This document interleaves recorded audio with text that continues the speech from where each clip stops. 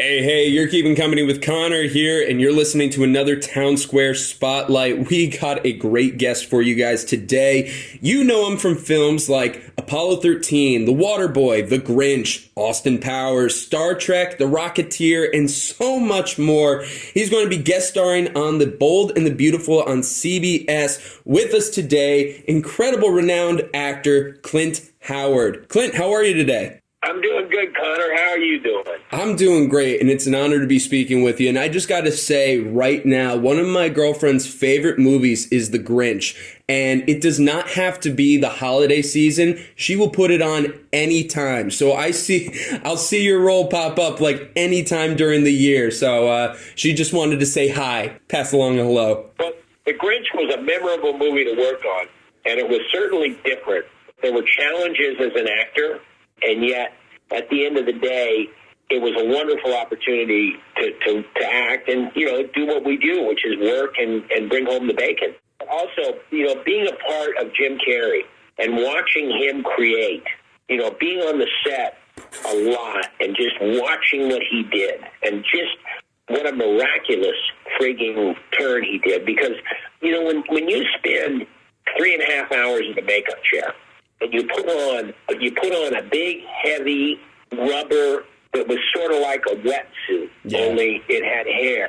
And you put contact lenses in your eye, and you put dentures in your mouth, and then they walk you out to the set, and they say, okay, now it's time for you to be funny.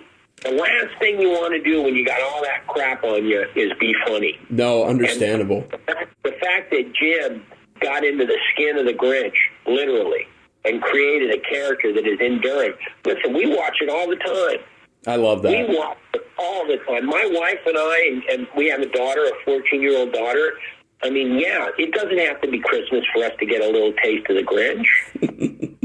I love that. No, that is so good. So you said, well, with Jim, he was in the makeup chair for about 3 hours. What was it like for you getting the Who makeup on? How long was that for you? Do you remember? Oh, yeah, it was a couple hours. It was a process because first you had to get the basics on, and then you had to, they start airbrushing your makeup, and then you have to go to wardrobe and get your fat suit. We all had kind of custom-made suits that gave us the Who shape. Yep. We would put that on, and so we'd be walking around in our fat suits, and then we would have to go to hair and get our hair done, which that was another station, and then we'd go back to the makeup chair and finish.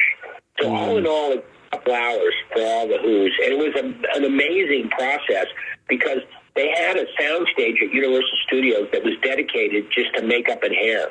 Oh, wow. On a daily basis, there was probably 25 to 30 makeup people there tending to all the actors and all the extras. There's probably a dozen hair people there tending to all the actors and the extras and everything. And of course, Jim had his own makeup team. It was just one of those movies, and Ron and I talked about this a lot. That, most of it was done physically. I mean, there was some CGI involved, but mostly it was all real. And Ron knew the time was coming when this stuff could all get fake. Yeah. But Ron said, listen, this is real snow falling from the ceiling. It wasn't real. It was, plastic snow.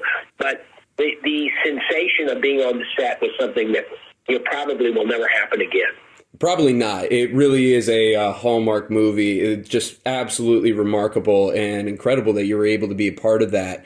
Now, skipping forward to today, of course, you're going to be guest starring on The Bold and the Beautiful, the CBS soap opera. You're going to be on the 26th and the 29th. What can you tell us about your role without giving too much away of those episodes?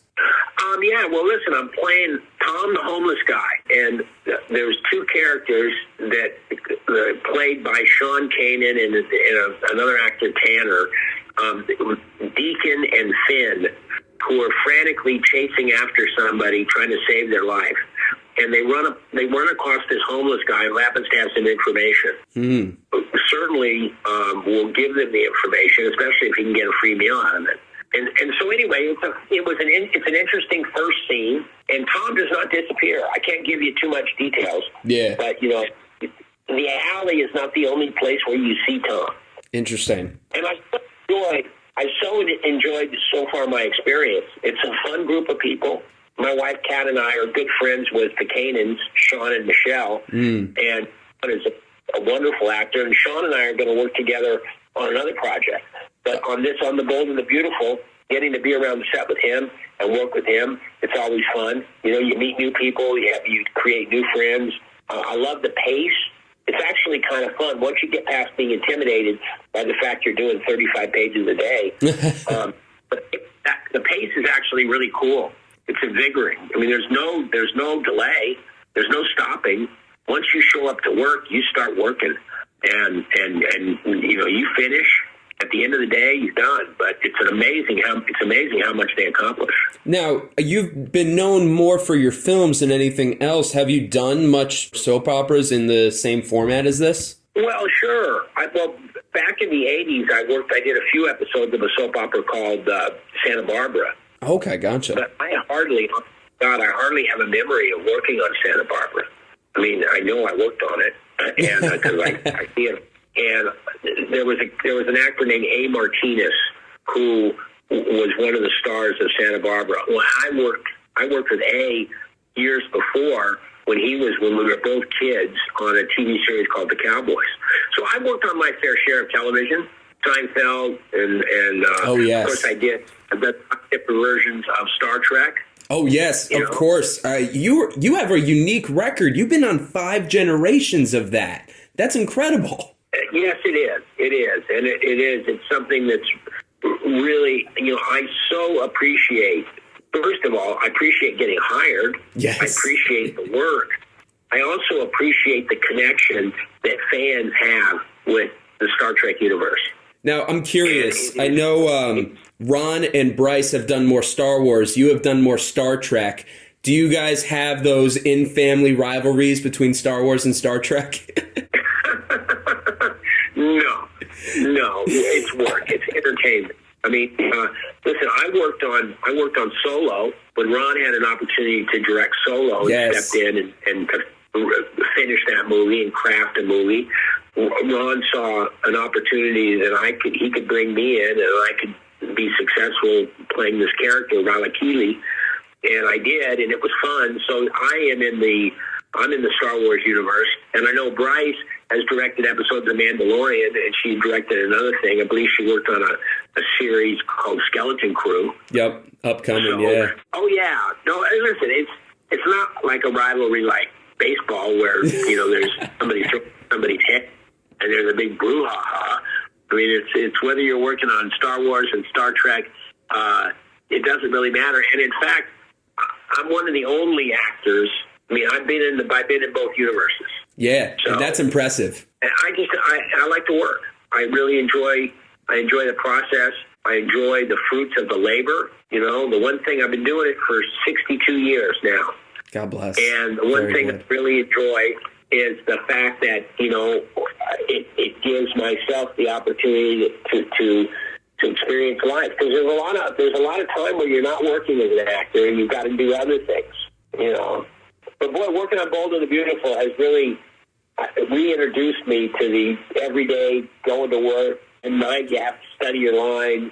You can't get distracted by other stuff. I'm so enjoying my little run on Bold and the Beautiful. That's beautiful, and I'm so happy for you on that.